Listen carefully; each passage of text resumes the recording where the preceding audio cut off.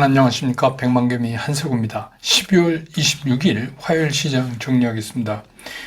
그 성탄절 연휴를 이제 끝내고 다시 시작된 시장인데 사실은 그 배당부 시세로는 오늘이 마지막 날이죠. 내일이 이제 배당락이 되니까. 그래서 배당부 시세 마지막 거래일이 오늘 코스피는 뭐 보합 혼조 이 정도로 끝냈고 코스닥이 좀 다소 밀리는 그런 모습을 보였습니다.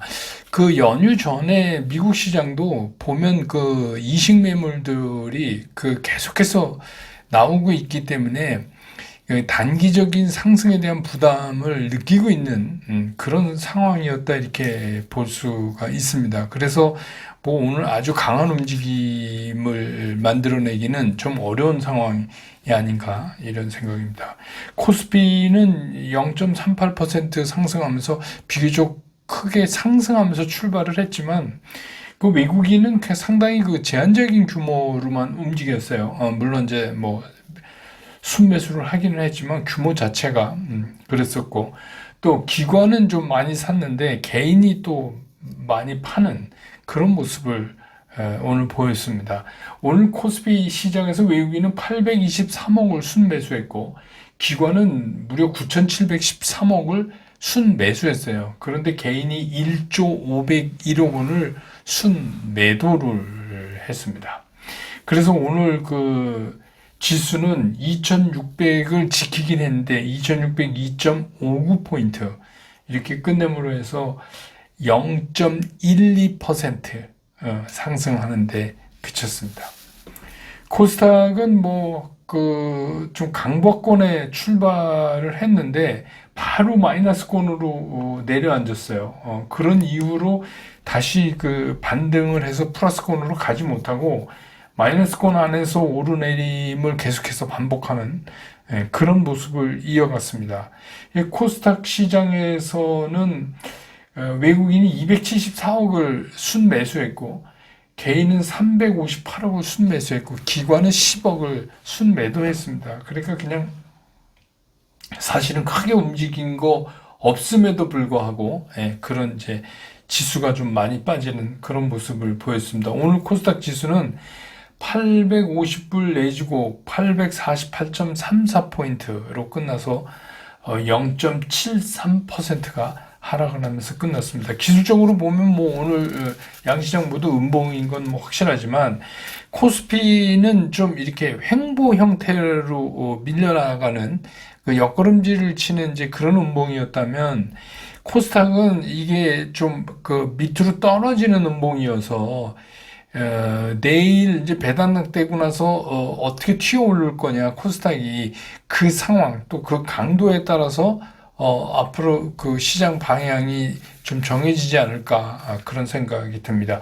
오늘 환율은 1294원 50전에 끝났어요. 그래서 지난 연휴 전보다 8원 50전이 더 떨어졌습니다. 그 시총 상위를 보면 오늘 그 기관은 삼성전자를 무려 3,037억 원을 샀어요. 외국인도 373억을 순매수했고 반면에 개인이 3,332억을 팔았습니다. 근데 SK하이닉스는 외국인은 66억 팔고 기관은 560억을 샀어요. 그래서 오늘 이제 그 외국인과 기관이 동시에 산 거는 삼성전자, 그 다음에 이제 포스코홀딩스, 외국인이 377억, 기관은 446억. 그 다음에 기아, 외국인 117억, 또 기관 94억 이렇게 순매수를 했고 네이버도 외국인 76억, 기관이 190억 이렇게 순매수했고 포스코 퓨처엠을 외국인이 91억, 기관이 83억 이렇게 순매수해서 삼성전자, 포스코홀딩스, 기아, 네이버, 포스코 퓨처엠 이렇게가 그 외국인 기관이 순매수를 한 종목이고요. 그 다음에 코스닥의 그 에코프로비엠은 외국인은 오늘 262억을 순매수했고 기관은 17억을 순매수했습니다. 반면에 에코프로는 외국인이 43억 팔았고 기관은 22억을 샀습니다. LNF는 외국인 4억 사고 기관은 37억 팔았고 포스코 DX는 외국인이 368억 샀고 기관도 339억 그 외국 기관이 둘 다 산 종목이 되겠습니다. 오늘 이제 뭐 저 많이 움직인 것 중에서는 그 제약바이오를 얘기 안 할 수가 없죠. 예, 그게 이제 뭐 제약바이오 이러면서 오늘 뭐 다 올랐어요. 바이오시밀러서부터 면역 항암제, 뭐 줄기세포 관련 뭐 이런 거 이런 게 여러분 아시지만 제가 그 스쿨에는 그 텔레그램으로 지난주에 한번 보내드렸고 오늘 또 보내드렸고 1월 8일부터 JP 모건 헬스케어 컨퍼런스가 개최되잖아요. 거기에 이제 참여하는 기업들 중심으로 그런 부각되는 그런 모습이었고 한 증권사 리포트가 나왔는데 내년에 금리 인하에 대한 그 수혜 대표적인 수혜 업종 중에 하나가 제약바이오다 이렇게 나오면서 또 힘을 실었고 그 다음에 이제 첨단의약품 그 관련되는 첨생법 개정안이 통과돼서 또 이제 특히 이제 줄기세포 쪽 이런 쪽이 오늘 좀 시선을 끌었고 그 레고컨 바이오는 그 장 시작하기 전에 제가 뉴스를 보내드렸죠. 그 얀센의 고용암 그 후보물질 ADC 후보물질 기술 이전한다는 그 얘기가 뉴스가 나오면서 이것들이 이제 제약바이오 관련된 거 일제히 이제 끌어당겼고 그 다음에 이제 온 디바이스 AI 관련된 것도 뭐 반도체 움직이면서 같이 그 앞장서서 온 디바이스 AI 관련주가 먼저 움직였고 그 다음에 이제 엔젤 산업 그 또 출산 장려 뭐 관련된 거 이건 이제 대통령이 국무회의에서 저출산 해소 방안에 대한 새로운 각도의 검토를 지시하고 이런 영향도 있고 또 손오공 같은 경우는 뭐 지난 연휴 전에도 말씀드렸지만 크리스마스 판매로 1위인데다가 또 손오공이 오늘 2차 전지 사업에 진출하겠다고 얘기를 했어요. 그래서 이제 그쪽 움직였고 또 이제 뭐 더 핑크퐁 컴퍼니에서 삼성 출판사도 IPO 관련해서 그것들도 움직이면서 엔젤 산업 뭐 이쪽이 좀 움직였고 그 다음에 이제 뭐 우크라이나 재건 이건 뉴욕 타임스에 의하면 푸틴이 물밑에서 우크라이나 전쟁 휴전 협상을 지금 타진 중이다 그런 기사가 났어요. 그래서 특히 이제 그 러시아의 휴전 협상 관심에 대한 보도가 뉴욕 타임스에 나오면서 우크라이나 재건, 특히 이제 우리 정부 국토부에서는 우크라이나 재건 사업 그 현황 분석 및 참여 전략 연구를 그런 이제 발주했다 이런 뉴스 나오면서 이쪽이 또 오늘 움직이는 그런 모습을 보였습니다. 그 다음에 이제 뭐 오늘 시장의 특징을 정리해 보면 뭐 사실 그 대부분의 펀드들이 주요 펀드들은 사실상 그 북클로징을 이미 한 상황이죠. 예. 그래서 이렇게 오늘 이제 뭐 외국인 매매도 보지만 적극적으로 그렇게 움직이고 있는 그런 상황은 아니에요. 그래서 코스피는 그저 옆걸음질 쳤고 코스닥은 이제 그 시가총액 상위 랭커들이 빠지면서 좀 깊게 떨어지는 그런 모습을 보인 장이었습니다.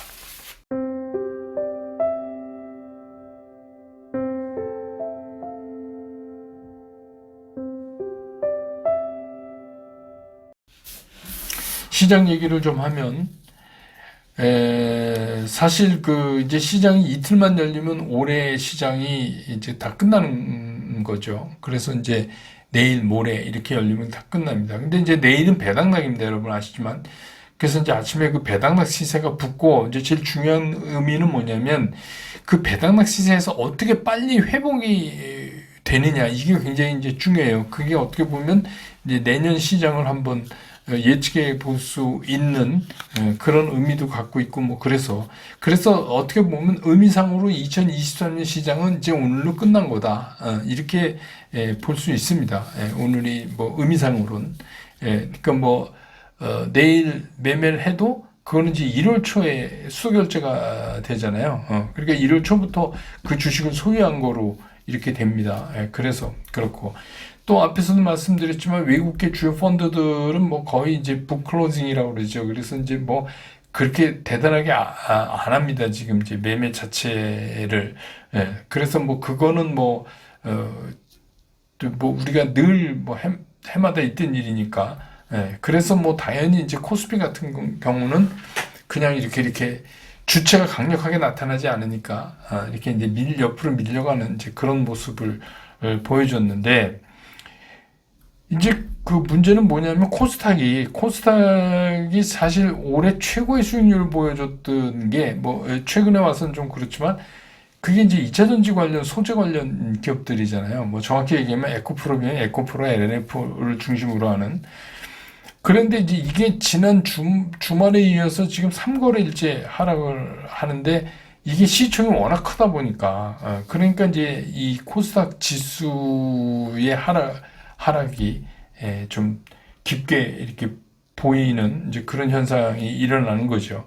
그래서 이제 중요한 게 뭐냐면 내일 이 종목들이 어떻게 반등할 거냐. 그러니까 이제 3일 정도 밀렸으면 이제 반등 나올 때가 됐죠. 그러니까 이제 첫 번째는 반등이 나오냐 안 나오냐. 두 번째는 그 반등의 강도가 어느 정도냐. 이거에 따라서 향후에 이 주식들의 방향성을 판단해 봐야 되는 거 아닌가 이래요. 그래서 내일 반등이 나오는가, 반등이 나온다면 강도가 어느 정도인가, 그걸 한번 내일은 좀 체크해 보는 게 포인트일 것 같습니다. 그래 이제 그 올해 연말에는 뭐 어떻게 하다가 반도체하고 뭐 바이오 뭐 이렇게 살아나면서 이제 그나마 이제 연말 시장에 그래도 시장을 좀 이렇게 버티고 끌고 가는 게 있어서 좀 다행스럽다 이렇게 보이기는 하는데 사실 그 반도체가 이제는 이제 우리랑 운명을 같이 하게 생겨버렸어요. 그건 뭐 우리가 원하든 원하지 않든 그렇습니다. 그래서 이제 반도체도 조금씩 그 수출이 늘어나고 이러니까 바로 시장에서 이제 반응이 오잖아요. 그러니까 이 반도체라는 게 우리가 그냥 이렇게 언뜻 생각하는 것처럼 뭐 다 아시겠지만 투자 경험이 적은 분들을 위해서 뭐 삼성전자, SK하이닉스 이렇게 딱 국한되는 그런 거뿐만이 아니라 지금 이게 이제 장비 소재로 막 이렇게 이어져 나가는 이 산업군이 전체적으로 우리 경제에 차지하는 게 굉장히 커요. 이게 굉장히 큽니다. 그래서 뭐 단순하게 뭐 반도체 칩 제조하는 뭐 그렇게만 볼 문제는 아니에요. 이 산업군이 상당히 커져 있어요, 지금. 근데 이제 그 최근에 이런 반도체 산업의 그 바닥 확인에 대한 기대 이제 끝났다. 그리고 이제 뭐 매일 이제 제가 체크해보지만 뭐 DDR4, DDR5 뭐 이런 가격들이 이제 조금씩 올라가기 시작을 하니까 그래서 이제 그것도 이제 고무적인 데다가 더 하나 중요한 거는 뭐냐면 끊임없이 이 반도체가 변신을 하는 거예요. 변신이라기보다는 계속해서 뭔가를 더 이렇게 만들어서 반도체 안에서도 반도체 우리가 기존에 알고 있던 고유의 영역에서 자꾸 영역이 확대되는 그런 변신을 하면서 이게 이제 나름대로 시장에 희망을 주고 있다. 이렇게 볼 수가 있습니다. 그래서 우리가 이제 뭐 반도체 그러면 이제 비메모리, 그러니까 시스템 반도체 그리고 메모리. 근데 이제 우리나라 반도체 그러면 우리는 메모리 아니에요. 우리는 그냥 이제 메모리, 삼성전자, SK하이닉스 메모리 반도체 이렇게 이제 우리가 대변되는 그런 구조였죠. 뭐 지금도 크게 변한 건 없지만 그런데 이제 문제가 된 게 뭐냐면 올 시장에서 이제 그 AI라는 게 이제 출현이 됐잖아요. 미국 시장도 그렇지만 엔비디아가 이제 그 총괄로 이제 앞장서서 AI 출현과 함께 이제 탁 튀어나온 거예요. 그래서 이제 소위 말하는 인공지능 그 GPU 이게 이제 튀어나왔어요. 근데 이런 게 나오니까 거기에 따라붙는 게 뭐냐면 메모리 시장의 변화를 이제 이것들이 요구하고 있는 거예요. 왜냐하면 이런 인공지능 GPU만 갖고 무슨 서버를 구축하고 데이터를 구축하고 그럴 수가 없잖아요. 그건 강력한 메모리가 뒷받침돼 줘야 되는데 메모리 하면 또 우리나라 아닙니까? 그런데 그런 이제 고영역대의 메모리 소위 말하는 HBM이 우리가 마켓시어가 전 세계 90%예요. 우리나라가. 그러니까 이 인공지능이라는 게 튀어나와서 우리나라는 GPU하고는 관계가 없지만 이 HBM이 튀어나오면서 이제 우리 반도체에 또 새로운 영역이 이게 열린 거예요. 그래서 이제 여러분 뭐 올해 처음 들으셨을 거예요. HBM 뭐 이렇게 해서 이제 그걸 갖고 이제 시장에서 뭐 이게 HBM 관련주가 뭐냐 뭐 막 이러면서 이제 나오기 시작을 했어요. 왜냐하면 그게 이제 또 새로운 영역이잖아요. 그래서 뭐 이제 예를 들어서 한미 반도체 같은 경우는 SK 하이닉스에 이제 계속 납품만 많이 올랐죠. 요새 이제 조금 쉬고 있지만 하여튼 그런 이제 분위기를 이제 만들어 갔어요. 그건 이제 우리나라가 갖고 있는 이제 HBM에 대한 그런 이제 특수성 때문에 더더욱 이제 우리한테는 그러죠. 근데 이제 그 다음에 나온 게 뭐냐면 이런 서버랑 이제 이렇게 정보를 주고받으면서 하는 그런 이제 AI 기능이 아니라 온 디바이스 AI라는 게 생긴 거예요. 그러니까 예를 들면 내가 들고 있는 디바이스 예컨대 뭐 태블릿 PC나 무슨 휴대폰 같은데 그 디바이스 안에서 인공지능의 기능을 어느 정도 처리하는 그런 게 이제 또 나오다 보니까 그러면 그 온 디바이스 AI를 구현시키는데 필요한 그런 그 칩들이 어떤 거냐. 이게 또 이제 그 시장으로 또 눈을 돌리기 시작을 한 거예요. 그런 필요성을 이제 지시하게 됐고. 그러다 보니까 뭐 이제 CXL, 이거는 이제 삼성이 또 들고 나왔죠. 왜냐면 그 HBM에서는 이제 SK가 조금 앞서 있으니까 그렇게 되고 또 뭐 하이브리드 본딩이니 뭐니 우리가 듣지도 못하던 이제 용어들이 이제 막 나오니까 이런 이제 생소한 것들이 출현되게 되니까 이 반도체에 대해서 공부를 안 하시면 이게 뭔 소리인가? 그럼 반도체에 맨날 생각나는 게 삼성전자가 SK 하이닉스만 나시면 이건 주식 투자 안 돼요. 이제는 그거 이제 공부를 하셔야 돼. 그런 거에 대해서 그러니까 끊임없이 반도체에 대한 변신도 요구하면서 시장에서 반도체를 투자하는 투자자들한테도 변화를 요구하는 거예요. 시장이 이런 것들을 뭐 알아야 되잖아요. 근데 최근에 이제 AMD 같은 경우도 엔비디아에 대체할 수 있는 그 GPU를 이제 자기네들도 우리도 한다 뭐 이렇게 해서 내놓으면서 이제 본격적으로 그렇게 됐다는 얘기는 뭐냐면 거기에 맞는 그 메모리 반도체들이 계속해서 필요하지 않겠어요? 그러니까 그런 거죠. 그러니까 그 얘기는 뭐냐면 인류의 삶이 바뀌는 대로 반도체는 다 더 다양해지고 더 우리나라는 바빠지게 생겼다. 근데 그랬으면 좋겠어요. 실제로 이제 그렇게 됐으면 좋겠어요. 그래서 이제 급기야는 최근에 뭐 그 어떤 특수한 기능을 맞춤형으로 만들어내는 그 ASIC 이런 얘기까지 나왔어요. 그래서 뭐 이건 또 뭔 소리냐 뭐 이러시는 분 계실 텐데 이게 어떻게 보면 이제 용도에 맞게 설계된 그러니까 이제 요새 새롭게 나온 게 디자인 하우스라는 얘기가 또 나오니까 뭐 반도체 뭔 디자인 하우스냐 그런데 이게 뭐냐면 팹리스에서 그 설계를 해도 그 디자인 하우스를 거쳐야 우리가 이제 쉽게 얘기하는 ASIC 그런 어쩌 특수 목적이 강화된 거기에 맞는 그런 이제 반도체를 그러니까 옛날에는 뭐냐면 그냥 범용 반도체를 만들었다면 이제는 어떻게 주문 생산 비슷하게 어떤 특수한 쪽에 강한 그런 것들을 설계하고 그런 것들을 디자인하고 그런 것들을 이제 만든다 이거예요. 메모리 반도체도 이제 이렇게 변하게 되는 거죠. 그러니까 이제 우리가 HBM, 온디바이스 AI, CXL, ASIC 뭐 이렇게 이제 변화되는 거예요. 그러니까 이런 것들을 제 생각에 이게 최근에 그러니까 뭐 디자인 하우스가 뭐야? 디자인 하우스 관련주 뭐야? 막 이제 이러시는 분들 계신데, 그거 이제 뭐 찾아보시면 다 나옵니다. 그냥 관련주 이렇게 하면. 그래서 어떻게 이번 연말에는 이 HBM, 온디바이스 AI, 그 다음에 CXL, 뭐 ASIC, 뭐 이런 것들에 대해서 공부를 좀 해놓으시는 게 어떨까? 이게 이제 계속 반도체 이거를 한번 쭉 보면 어렵지도 않거든요. 이건 뭐 우리가 그 구체적인 걸 알려고 그러는 게 아니라 개념상 파악을 하고 거기에 관련된 주식들이 어떤 건가, 그거를 알고 그 관련된 주식 중에서 매매 원칙에 입각해서 매매를 하시면 되잖아요. 되게 쉬운 거예요. 그러니까 그거를 안 하시면 이제 돈 벌 기회가 없는 거예요. 그냥 어디서 뭐 주워 듣고 그냥 할 수는 없는 거잖아요. 그래서 이번 연말에 좀 반도체를 집중적으로 공부해 놓으시면 내년에 주식 투자하시기가 좀 편해지시지 않을까 이런 생각이 듭니다. 그래서 오늘은 이 반도체의 변신은 무죄다. 이건 계속해서 변할 거다.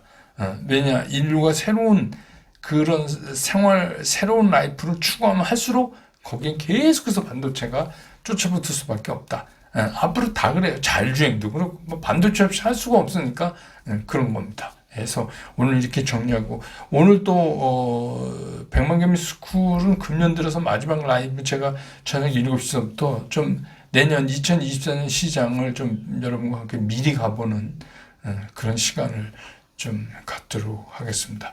오늘 시장 정리 이렇게 끝나고 또 내일 배당락 하는 날 내일 장 끝난 다음에 저는 다시 여러분 곁으로 돌아오겠습니다. 여러분 고맙습니다.